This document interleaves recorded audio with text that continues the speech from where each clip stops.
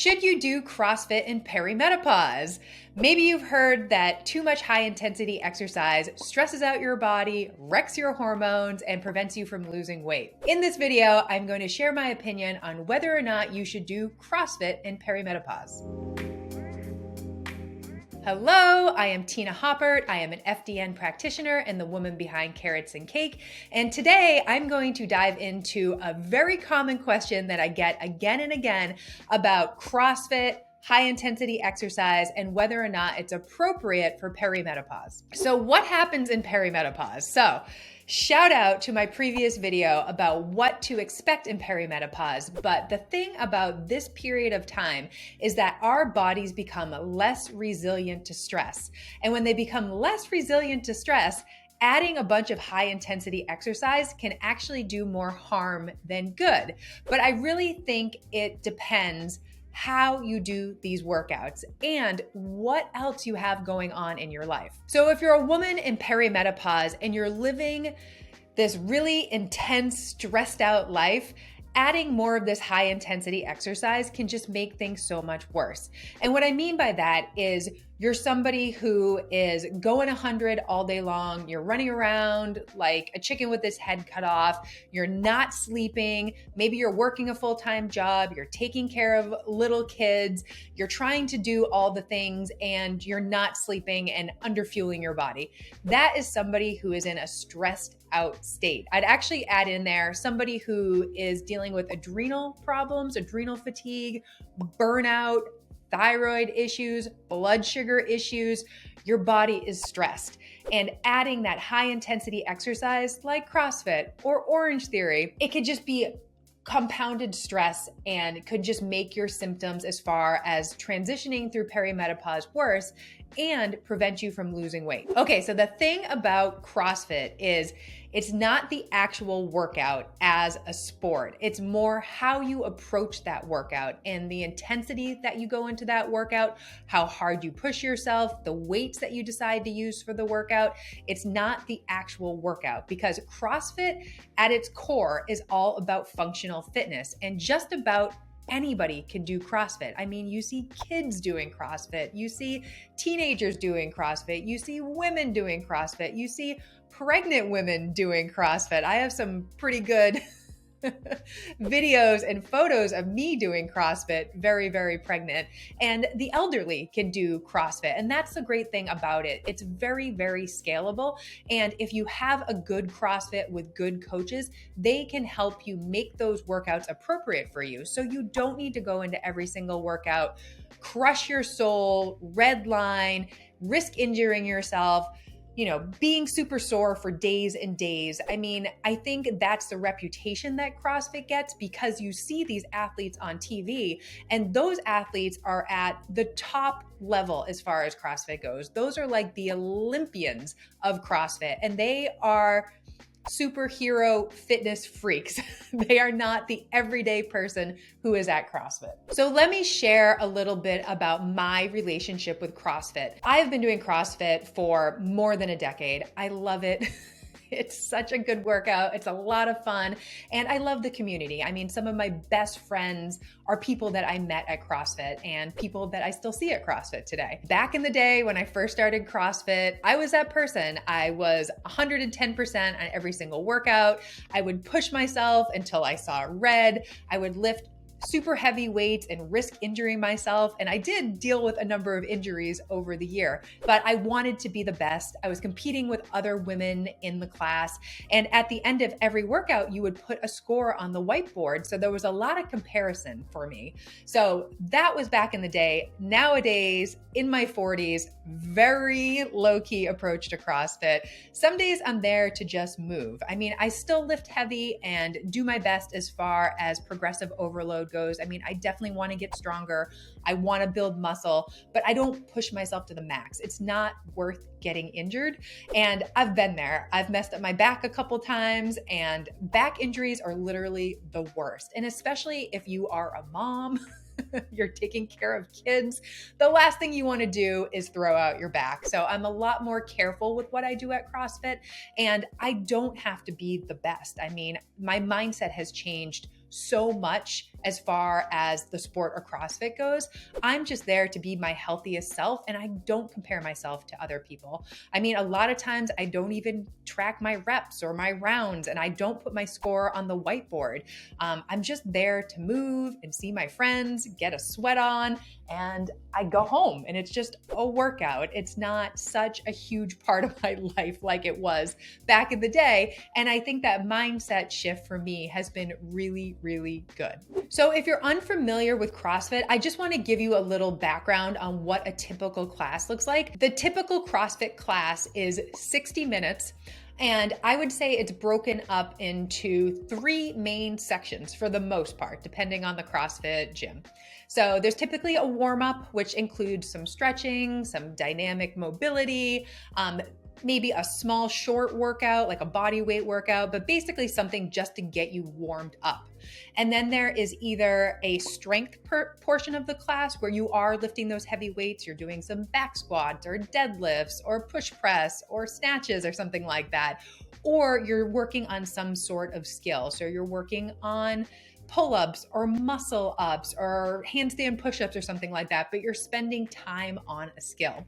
And then finally, there's the workout of the day. And I think this is where like the high intensity part of CrossFit comes in, because that warm-up and the strength or skill is not really that high intensity. I mean, you're moving. It could be high intensity if you wanted it to, but for the most part, it's pretty low key as far as the intensity of what you're doing. But the workout of the day is where the intensity typically comes in.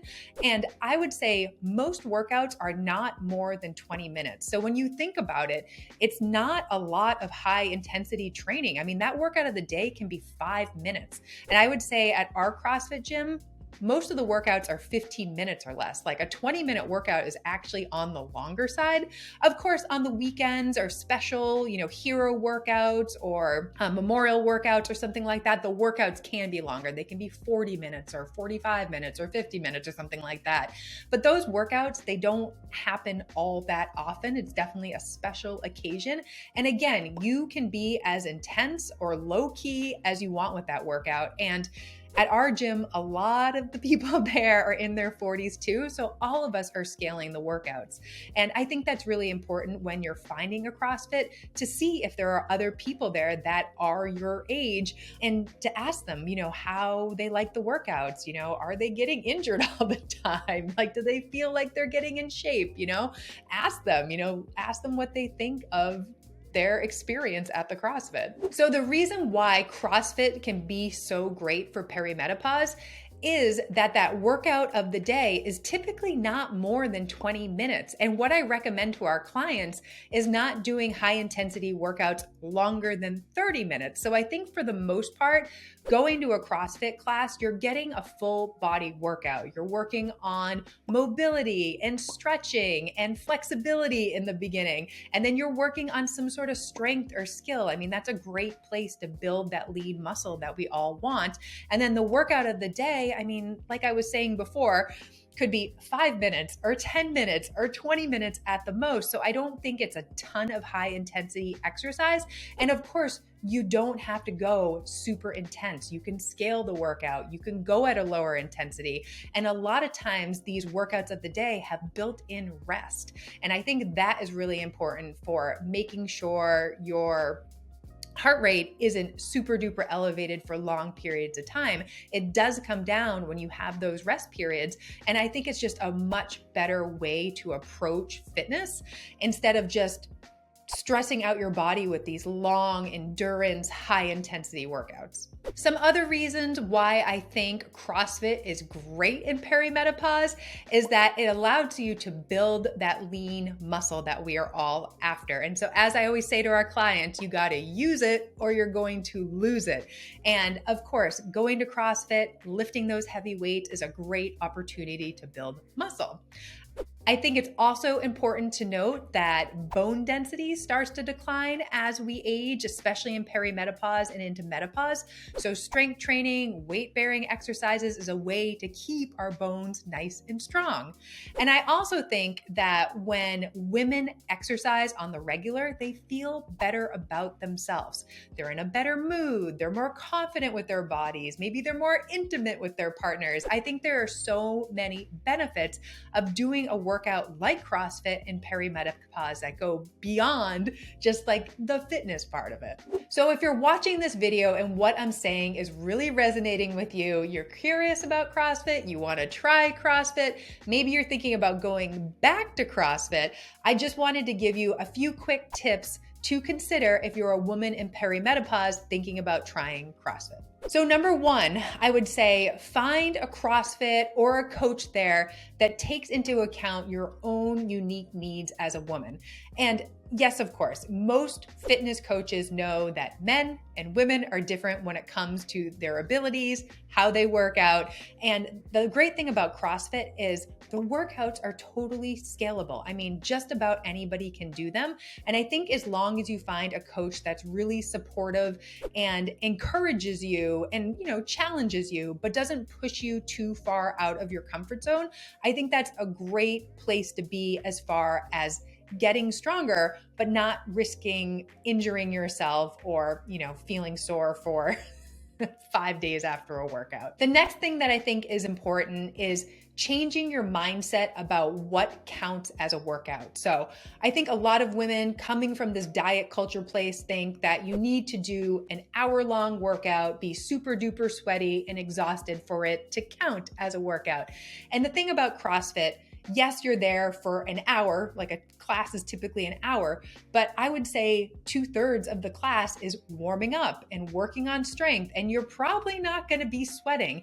And that workout of the day can be 5 minutes, it can be 10 minutes, it can be 15 minutes. So the actual high intensity where you're actually sweating is probably a very, very small portion of your workout, but it still counts as a workout. And I think for women in this weird perimenopause phase, maybe they're living a super duper stressful life, it could actually be the perfect workout for you because you're getting some of that high intensity workout in as far as the cardiovascular benefits, lifting weights faster, but you're not stressing out your body to the max. I also think it's important to consider the community and the people at the CrossFit. I mean, this is the thing that has kept me coming back for more than a decade. I have made so many great friends. I love the people at my CrossFit. They're so motivating. Sometimes it is just social hour at CrossFit. I mean, we're working out, but we're talking too. But the people make such a difference.